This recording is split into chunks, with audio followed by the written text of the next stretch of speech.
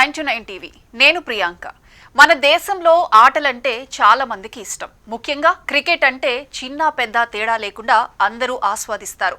కీలక మ్యాచ్లు ఉంటే సెలవు పెట్టి మరీ టీవీలకు అతుక్కుపోతారు.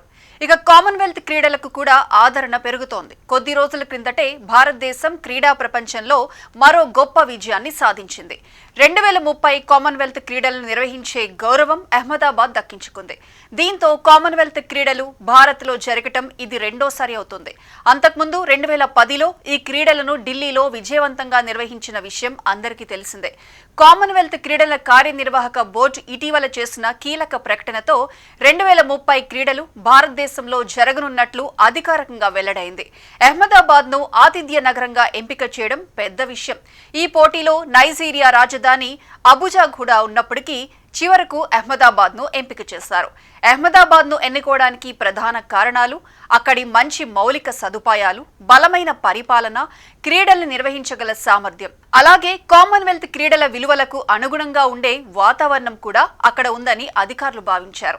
ఈ నిర్ణయం భారతదేశం అంతర్జాతీయ క్రీడా రంగంలో మరింత బలంగా ఎదుగుతున్న సంకేతంగా చూపిస్తోంది. 2030 కామన్వెల్త్ క్రీడలు చారిత్రాత్మకంగా నిలిచే అవకాశం ఉంది. కామన్వెల్త్ గేమ్స్ ప్రారంభమై 100 ఏళ్లు పూర్తయ్యే సందర్భంగా శతాబ్ది ఉత్సవాలకు భారత్ వేదిక కానుంది. ఈ క్రీడలను భారత్ అత్యంత ప్రతిష్టాత్మకంగా భావిస్తోంది. ముఖ్యంగా 2036 ఒలింపిక్స్ నిర్వహణ కోసం భారత్ దాఖలు చేయబోయే బిడ్కు ఇది పెద్ద బలం అవుతుందనే భావన ప్రభుత్వంలో ఉంది. అందుకే ఈసారి కామన్వెల్త్ గేమ్స్ ను మరింత సమర్థవంతంగా ప్రపంచ దృష్టిని ఆకర్షించేలా నిర్వహించాలని లక్ష్యంగా పెట్టుకుంది. 2010లో ఢిల్లీలో కామన్వెల్త్ క్రీడలను నిర్వహించినప్పుడు మొదట ప్రభుత్వం 16,000 కోట్ల వ్యయాన్ని అంచనా వేసింది. అయితే కార్యక్రమం పూర్తయ్యే సమయానికి ఖర్చు భారీగా పెరిగి 70,000 కోట్లకు చేరుకుంది. 72 దేశాలు పాల్గొనే ఈ క్రీడలు చాలా ఖరీదైనవే. కానీ వీటి వల్ల పట్టణ అభివృద్ధి వేగంగా జరిగే అవకాశం ఉండటం ప్రయోజనంగా మారుతుంది. అందుకే భారత్ 2030 కామన్వెల్త్ గేమ్స్ ను కేవలం ఒక క్రీడా ఈవెంట్ గా కాకుండా భవిష్యత్ కోణంలో జాతీయ పెట్టుబడిగా చూస్తోంది. 2010 ఢిల్లీ గేమ్స్ తర్వాత గేమ్స్ విలేజ్, స్టేడియాలు, విమానాశ్రయం విస్తరణ, మెట్రో లైన్లు, రోడ్లు ఇలా అనేక మౌలిక సదుపాయాలు నిర్మించబడ్డాయి. ఈ మార్పులు నగర రూపాన్ని పూర్తిగా మార్చాయి. ఇలాంటి అభివృద్ధి కార్యక్రమాలు అహ్మదాబాద్ లో కూడా జరిగే అవకాశం ఉంది. కామన్వెల్త్ గేమ్స్ ఆతిథ్యంతో అహ్మదాబాద్ నగర భవిష్యత్తు మరింత పురోగతి దిశగా వెళ్లనుంది.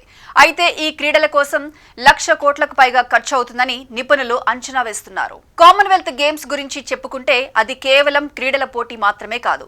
దేశాల మధ్య స్నేహాన్ని, సంస్కృతి మార్పిడిని, క్రీడా స్ఫూర్తిని కలిపి చూపించే ఒక పెద్ద వేదికలా అనిపిస్తోంది. ప్రతి 4 ఏళ్లకోసారి జరిగే ఈ మహోత్సవం యువ క్రీడాకారులకు ప్రపంచాన్ని తమ ప్రతిభతో ఆకట్టుకునే గొప్ప అవకాశం ఇస్తోంది. ఇవి మొదటిసారి 1930లో ప్రారంభమయ్యాయి. అప్పటి నుంచి చాలా మార్పులు వచ్చినా క్రీడా వేడుకలో ఉత్సాహం మాత్రం ఎప్పుడూ తగ్గలేదు. ధైర్యం, క్రమశిక్షణ, పరస్పర గౌరవం ఇవన్నీ ఈ గేమ్స్ ప్రధాన భావాలు. వేదిక ఏ దేశంలో జరిగినా స్టేడియాల్లో ప్రేక్షకుల కేరింతలు దేశాలను దాటి కలిసి ఒకే కుటుంబంలా అనిపించేలా చేస్తాయి. ఇండియా కూడా ఈ గేమ్స్ లో ప్రత్యేక స్థానాన్ని సంపాదించింది. మన క్రీడాకారులు ఎన్నో స్వర్ణ పతకాలు గెలిచారు. Shooting, wrestling, weight lifting, badminton లాంటి క్రీడల్లో భారత ప్రతిభ ఎప్పుడూ ప్రూవ్ అవుతూనే ఉంది.